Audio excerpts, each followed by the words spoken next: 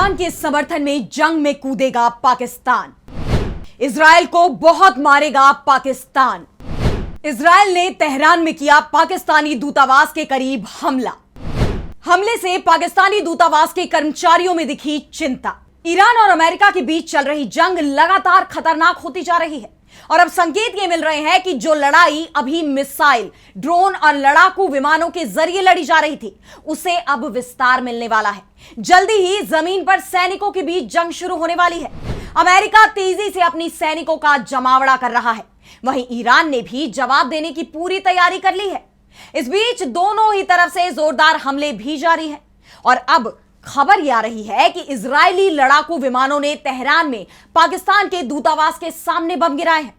हालांकि खबर यह आ रही है कि इजरायली बमबारी में सभी पाकिस्तानी राजनयिक सुरक्षित हैं, लेकिन वो बुरी तरह से डरे हुए हैं।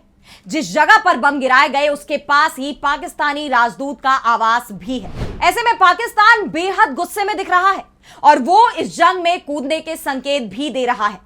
अब सवाल ये उठ रहे हैं कि क्या पाकिस्तान इजरायल के खिलाफ अपना परमाणु हथियार निकालेगा?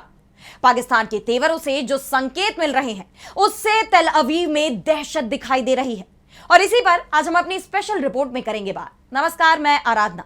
तो शुरू करते हैं हमारी एक खास रिपोर्ट और बात करते हैं इस सवाल की कि क्या ईरान जंग में पाकिस्तान की होगी एंट्री।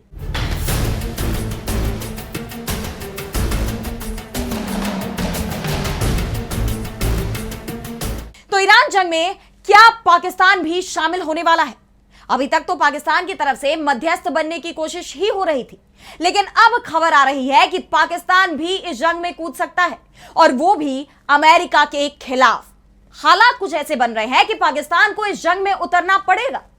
दरअसल इजरायली बमबारी के बाद से ही पाकिस्तान के अंदर गुस्सा दिखाई दे रहा है और उसने सीधे सीधे चेतावनी दे दी है। इजरायल पाकिस्तान को कमजोर समझने की भूल ना करे। पाकिस्तान परमाणु शक्ति संपन्न देश है और अब पाकिस्तान ने इजरायल को अपने राजनयिकों की सुरक्षा को लेकर कड़ी चेतावनी देते हुए कहा है कि उसके अधिकारियों को ईरान या किसी भी दूसरे देश में कोई भी खतरा हुआ तो उसका कड़ा जवाब दिया जाएगा। पाकिस्तान स्ट्रैटेजिक फोरम की तरफ से जारी बयान में कहा गया कि इजरायल को याद रखना चाहिए कि पाकिस्तान कतर नहीं है। अगर हमारे किसी भी राजनयिक को दुनिया में कहीं भी नुकसान पहुंचा तो हम उन्हें बहुत मारेंगे। वैसे इस समय ईरान से जो जंग चल रही है उसमें कतर कहीं ना कहीं इजरायल के साथ खड़ा हुआ ही दिखाई दे रहा है, लेकिन पिछले साल कतर पर जब इजरायल ने मिसाइल से हमला किया था तब कतर ने कोई जवाब नहीं दिया था। यह मामला 9 सितंबर 2025 का है। उस वक्त इजरायल ने कतर की राजधानी दोहा में ताबड़तोड़ हमले किए थे। इजरायल के 15 फाइटर जेट से 10 बम गिराए गए थे। मिसाइलों का भी इस्तेमाल किया गया था। हमले में रडार से बचने वाले हथियारों का भी इस्तेमाल किया गया था और तब कतर की सरकार ने इसे आतंकवाद और अपनी संप्रभुता का उल्लंघन बताया था। इस हमले के बाद सवाल उठे थे कि क्या कतर और इजरायल के बीच जंग छिड़ सकती है। वैसे ऐसा हुआ नहीं था। हमले को लेकर इजरायली सेना की तरफ से सफाई भी आई थी, जिसमें आईडीएफ की तरफ से कहा गया था कि ये हमले हमास की सीनियर लीडरशिप को टारगेट कर किए गए थे। हम उन्हें जिंदा रहने नहीं दे सकते। प्रधानमंत्री बिन्यामिन नेतन्याहू ने खुद कबूला कि उन्होंने ही हमले की इजाजत दी थी और अमेरिका को भी इसके बारे में बताया गया था। बाद में नेतन्याहू ने इन हमलों को लेकर कतर से माफी भी मांग ली थी, लेकिन सबसे ज्यादा सवाल कतर पर ही उठे थे क्योंकि कतर को 40 मुस्लिम देशों का समर्थन मिला था। फिर भी कतर ने इजरायल पर कोई भी कार्रवाई करने से इनकार कर दिया था। वैसे सवाल तो अमेरिका पर भी उठे थे क्योंकि कतर में ही अमेरिका का सबसे बड़ा सैन्य बेस है जहां 10,000 सैनिक तैनात हैं। अमेरिका भी इजरायल के हमले को नहीं रोक पाया। वैसे इस हमले का असर जरूर हुआ कि अमेरिका को कतर की सुरक्षा की गारंटी देनी पड़ी, लेकिन कतर ने जिस तरह से इजरायल के हमले को लेकर कोई प्रतिक्रिया नहीं दी उससे मुस्लिम वर्ल्ड में नाराजगी जरूर दिखाई दे रही थी और पाकिस्तान ने अब कतर का ही हवाला देते हुए इजरायल को धमकाया है कि उसे कतर समझने की भूल नहीं करनी चाहिए। अगर इजरायल ने पाकिस्तान को नुकसान पहुंचाने की कोशिश की तो पाकिस्तान इजरायल को बहुत मारेगा। पाकिस्तान की धमकी का अभी तक इजरायल की तरफ से कोई जवाब नहीं आया है, लेकिन पाकिस्तान की धमकी से एक बात तो साफ हो गई कि वो इस जंग में इजरायल के साथ नहीं है।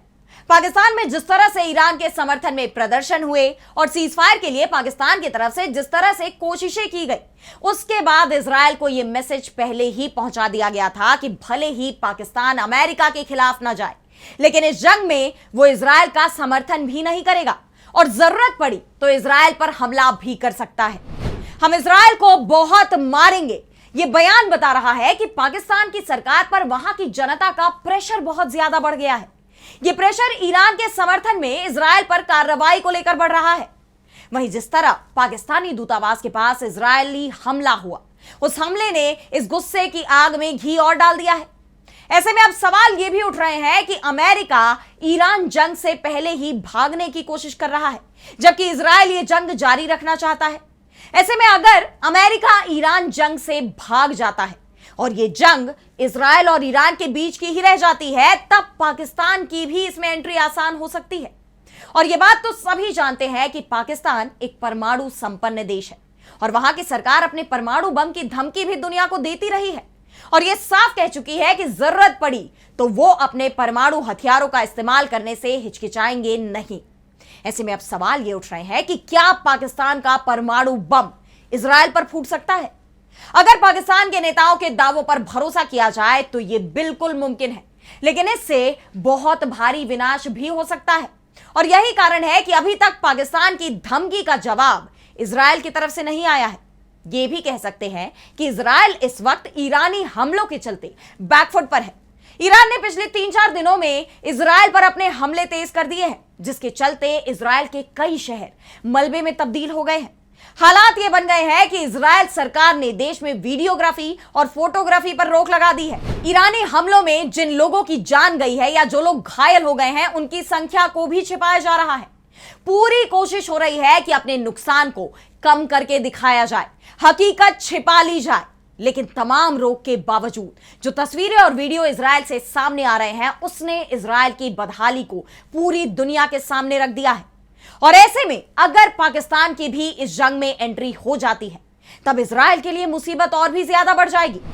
फिलहाल पाकिस्तान ने इजराइल को अभी सिर्फ धमकी ही दी है, सिर्फ चेतावनी दी है कि भविष्य में कोई गलती नहीं होनी चाहिए। लेकिन जंग में इस तरह की गलतियां हो सकती हैं। कई बार तो मिसाइलें ही रास्ता भटक जाती हैं, तो कई बार गलत सूचना बड़े टकराव का कारण बन जाती है। फिलहाल कोशिश यही होनी चाहिए कि पाकिस्तान और इजराइल के बीच जंग ना हो, और उसका कारण है कि दोनों ही देश परमाणु शक्ति संपन्न देश है। पाकिस्तान तो घोषित रूप से परमाणु शक्ति संपन्न देश है, लेकिन इजराइल के पास भी परमाणु हथियार हैं, ये दुनिया को पता है। लेकिन इजराइल ने कभी भी खुद को परमाणु संपन्न देश होने का दावा नहीं किया है। ऐसे में अगर ये दोनों ही देश आपस में टकराते हैं तो दुनिया में बड़ी तबाही मच सकती है। फिलहाल उम्मीद तो यही की जा रही है कि ईरान के साथ जो जंग इस वक्त चल रही है वो जल्दी रुक जाए, इसका दायरा ना बढ़े, क्योंकि इसके चलते पूरी दुनिया में तेल और गैस की किल्लत शुरू हो गई है। फिलहाल आज स्पेशल रिपोर्ट में इतना ही। कैसी लगी आपको रिपोर्ट हमें कमेंट सेक्शन में बताइए, और अगर आपको रिपोर्ट पसंद आई तो वीडियो को लाइक करना ना भूलें और चैनल को सब्सक्राइब कर लें। इसी के साथ मुझे दीजिए इजाजत, और देश दुनिया की तमाम बड़ी खबरों के लिए आप देखते रहिए DB लाइव। नमस्कार।